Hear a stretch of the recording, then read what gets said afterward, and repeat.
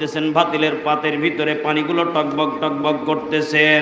হঠাৎ করে ইন্দিমি টাইমে সন্তানটা 3 থেকে 4 বছরের বাচ্চা হঠাৎ করে দৌড় মেরে সে হাঁড়ির পাতিলের ভিতরে ঢুইকা গেল।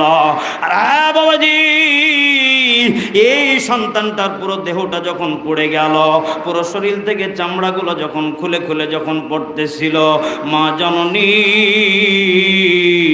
সন্তানটাকে বাঁচাতে গিয়ে মা পর্যন্ত নিজের হাতটাকে পুড়িয়ে মা পর্যন্ত চামড়াগুলো খুলে খুলে পড়ে গেল। জোরে জোরে বলেন আল্লাহু আকবার। আমার ভাইরা, আমার বন্ধুগণ, আমার বাবাজি, মা কেমন জিনিস আমি আপনাদেরকে বোঝানোর জন্য কথাটা বলতেছি। বাবাজি, কথাগুলো কষ্ট নেবেন না, কথাগুলো মনোযোগ দিয়ে শোনেন।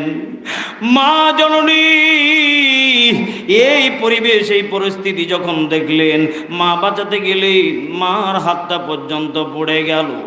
মা মনে মনে চিন্তা করলেন, কেউ আসে না, কেউ আসে না, সবাই তো দূর থাইকা দেখে, আমি যদি মা না ধরি